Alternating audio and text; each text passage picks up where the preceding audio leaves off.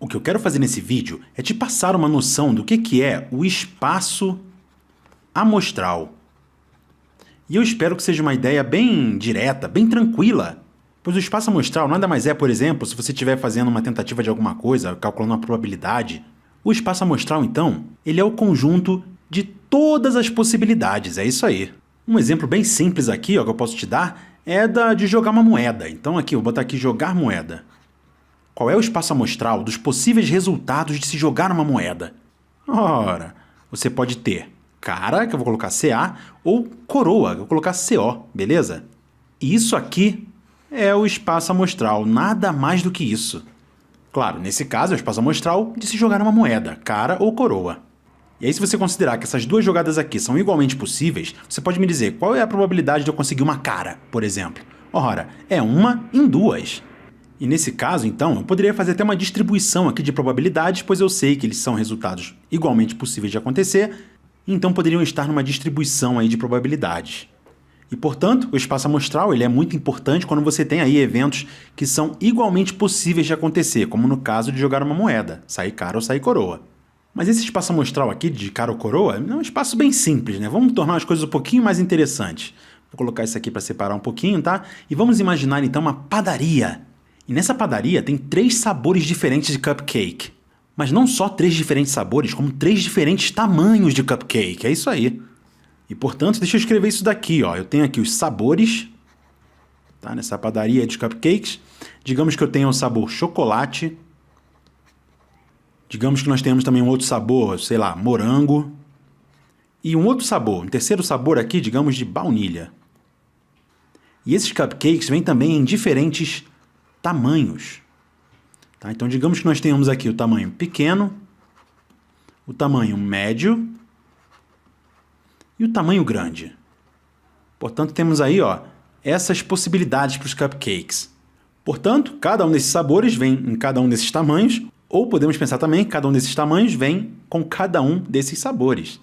E agora? Digamos que eu vá à padaria, por exemplo, com uma venda nos olhos e resolva escolher ali um cupcake aleatoriamente. Quais são as minhas possíveis escolhas para um cupcake nesse caso? Ou seja, qual vai ser o meu espaço amostral? Pois bem, é uma porção de maneiras de pensar sobre isso. Eu posso, por exemplo, aqui construir uma árvore. Tá? Digamos que eu pegue aqui um sabor chocolate, tá? Ou então eu pegue aqui um sabor morango,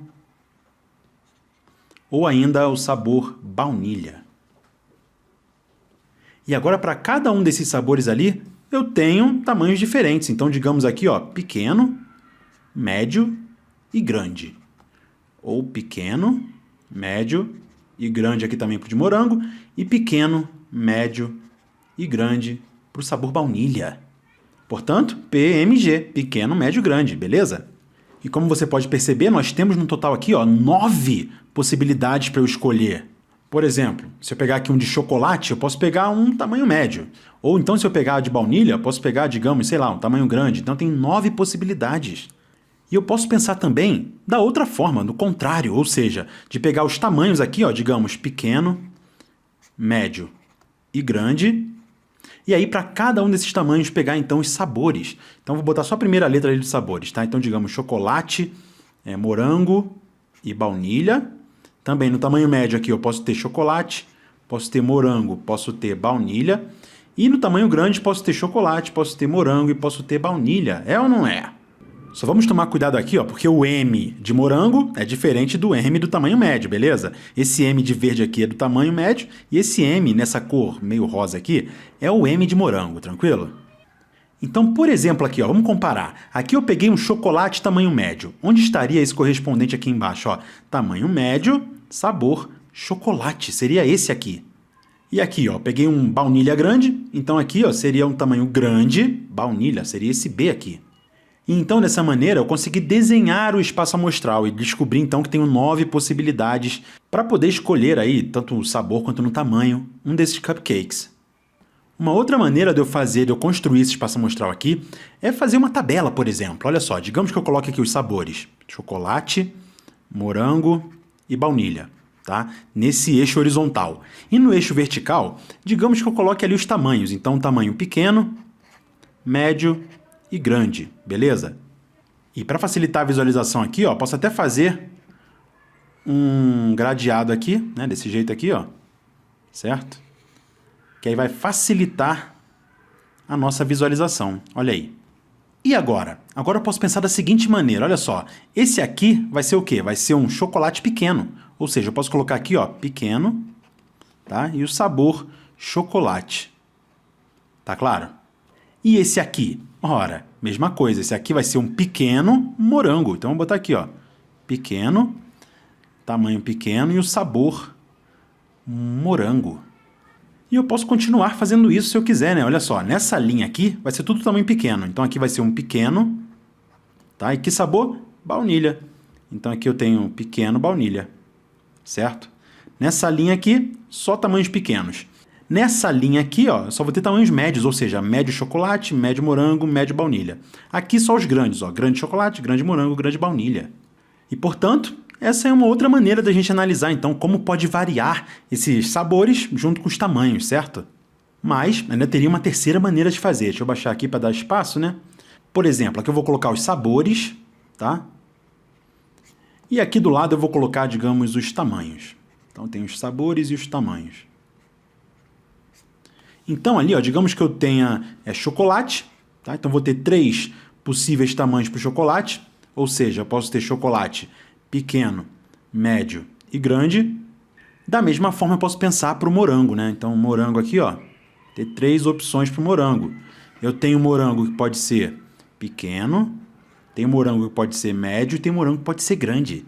E ainda tem, claro, o sabor baunilha. Então, vamos lá, ó. Então, no sabor baunilha, eu tenho também 3 opções. Concorda comigo? Então, para o sabor baunilha, eu tenho o pequeno, tenho o médio e tenho o grande. E aqui você pode contar perfeitamente as 9 opções que eu tenho. Portanto, o espaço amostral ele não te diz se essas possibilidades são igualmente possíveis ou não. Ele apenas te diz quantas são as possibilidades totais de você ter aí uma determinada escolha, beleza? E no caso, é claro, desses experimentos serem igualmente possíveis, isso vai ser muito útil para a gente, pois eu posso dizer o seguinte. Por exemplo, imagine que eu vá nessa padaria aí, tá? E aí eu sei que é igualmente possível, tá? Que eu pegue um pequeno chocolate, ou um pequeno morango, ou um médio morango, por exemplo, e eu queira calcular qual é a probabilidade de eu pegar ou um cupcake de tamanho pequeno, ou um de chocolate, sabor chocolate. Qual seria a minha possibilidade? Eu vou fazer isso em vídeos futuros, beleza? Aqui eu só queria falar mesmo sobre a construção do espaço amostral. Nesse vídeo aqui, então, o que eu queria fazer, tá? Era mostrar que o espaço amostral pode variar também aqui, ó, de 2 maneiras diferentes, por exemplo, aqui no caso dos sabores e tamanhos. E nesse caso em que eu tenho um espaço amostral com 2 coisas diferentes ali variando, eu chamo de espaço amostral composto. Portanto, ó, isso daqui, tá? É um espaço amostral composto, porque ele pode variar, ó, de 2 maneiras diferentes, nos sabores e nos tamanhos.